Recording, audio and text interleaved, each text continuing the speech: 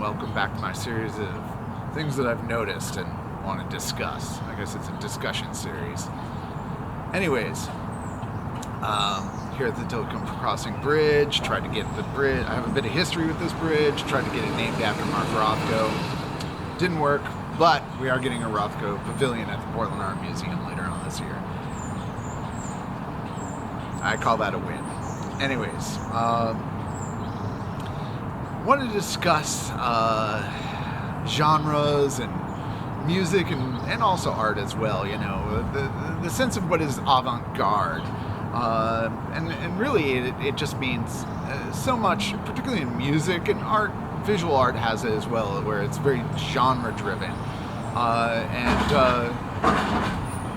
Mostly that's not for the people making the artwork or the music themselves. It's for the consuming public and the institutions that are designed to support the artists, or not support the artists, or ignore the artists, for that matter.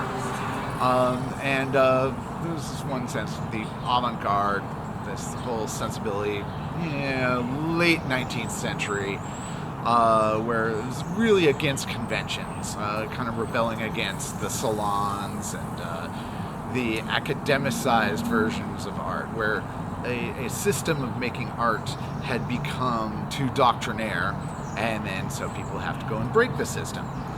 Well, now even avant-garde, or in the case of music, all types of music, whether it's country, alt-country, avant-prog, prog, jazz fusion, you know, everything else, they were all sort of have their roots in sort of breaking from various systems and doing something different. But eventually they become accepted and they become stylized genres. And what's interesting about that is then it becomes this marketing motif. In the case of a genre that is actually avant-garde in and of itself, like, let's say, avant-prog or jazz fusion,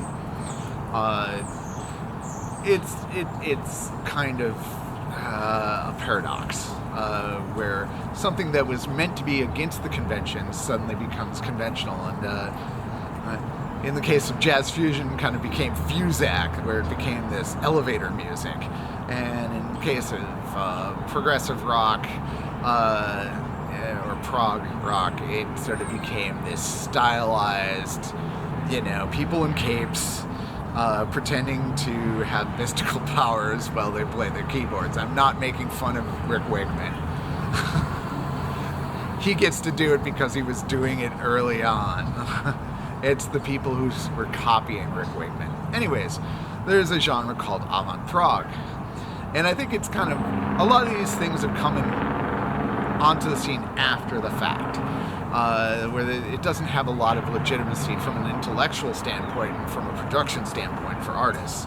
So, you know, King Crimson and Frank Zappa, obvious avant-prog. They're against conventions. They were breaking conventions. They basically blazed new paths and trails. And it's been brought up lately on different boards and stuff, you know, what's new that's out there? Well, what's against the conventions? What are the conventions?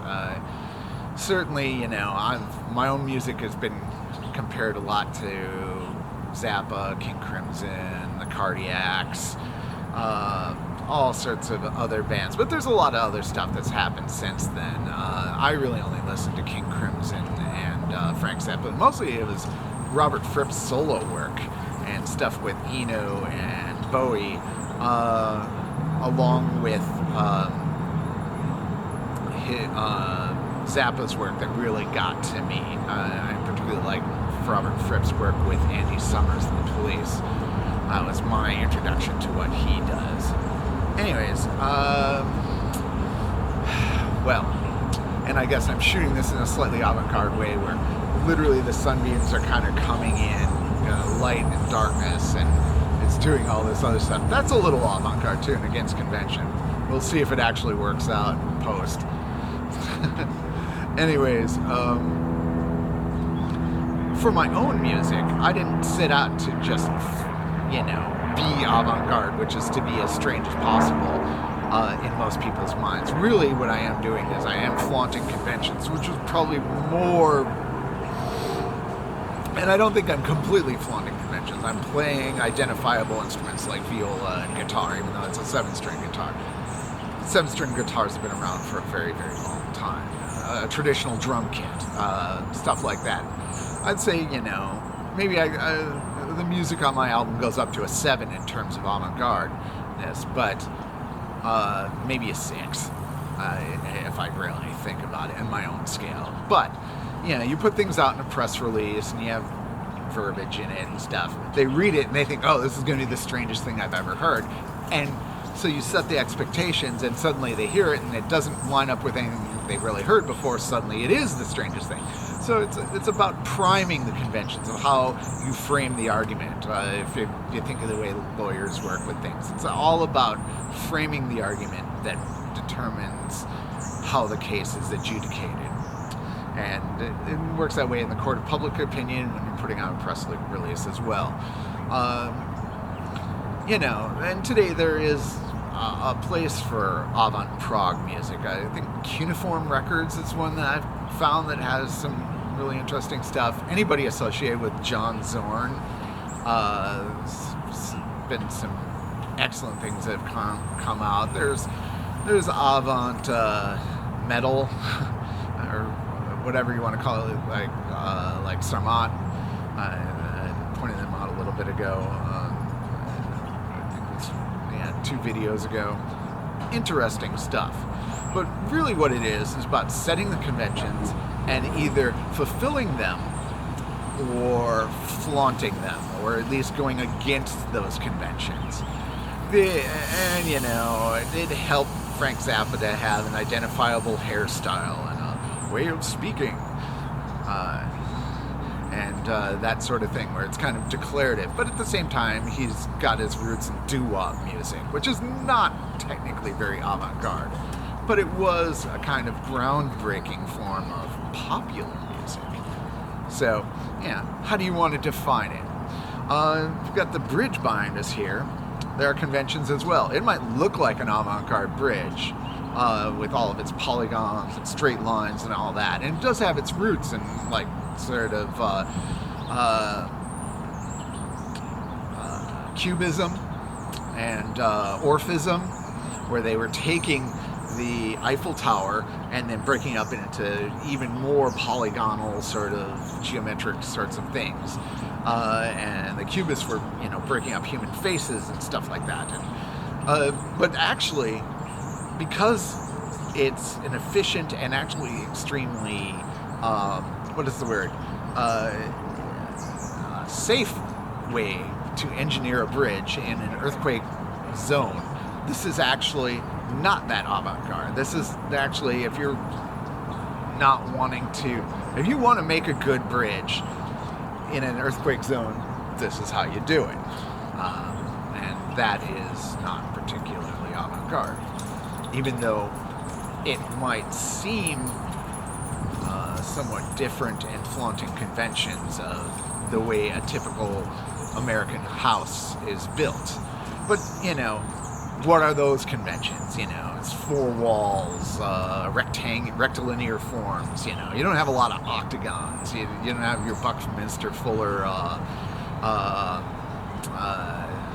dodecahedrons and whatnot.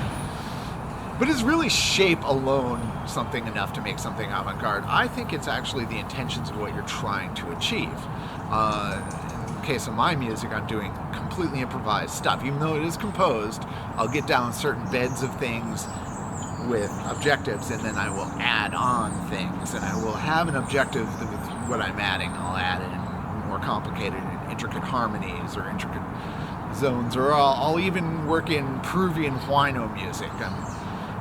Probably that makes my music a bit avant-garde sounding or avant-prog sounding to a lot of people who consume it, is because there are very few people who are into Peruvian huayno music, which is people in the Andes. The entire village goes out with instruments and they play these ostinato patterns, and a lot of times it's atonal. But there's a kind of logic to it, and it's a communal logic. I just happen to be the whole village when I'm doing it.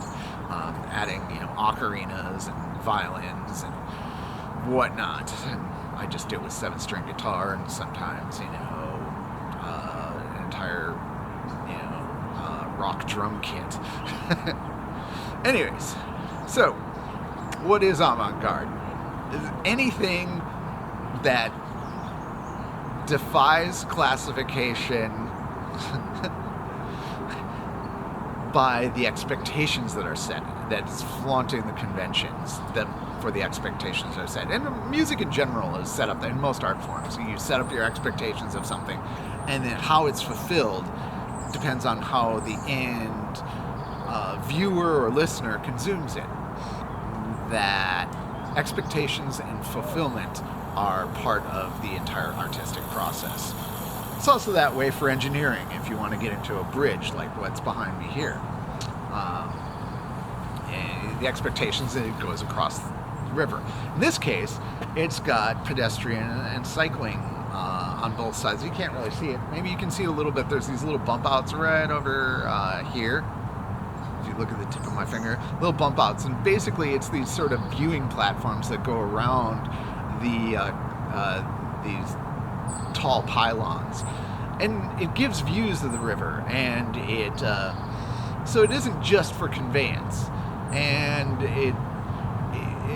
it's a bridge that's really only used for mass transit. So that you'll see light rail bridges. I think one's coming across right now. I hope so. I'm hearing something. Yeah, it is. Good. So we've got a light rail train going across, and it's also pedestrian traffic and cycling traffic, and also buses also using. So it's all pretty interesting. But that's incredibly utilitarian. So there's this expectation of crossing the bridge. The only thing that makes it a little different is it doesn't go so much for the individual automobile, which has dominated a lot of transportation in Western culture for the last 100 years or so, ever since Henry Ford. So, is that avant-garde? I don't know. Maybe that's just incrementally progressive.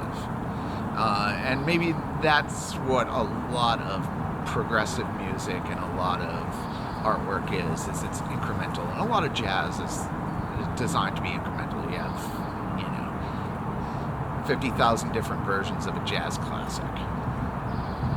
But when there's something that is really shocking in its break from the expectations that a traditional lover of music or art or architecture will like, and it's a little shocking, well, maybe that is what's still avant-garde. Is it going to be viewed that way 50 years from then? It just depends on how practical it was and if it was an application that actually did something important for the culture. My point behind talking about all this is it's just a warm-up. I like bridges. I like transportation. I like architecture. I like the frozen music that they call architecture. I forget who called that. Was that Philip Glass? I'm not certain. But it's worth discussing. And yes, there you go. And off in the background here, you'll be seeing some more trains go by across the bridge. Anyways, hope you've enjoyed this. It's kind of my morning coffee warm-up for everything else I do. Ciao.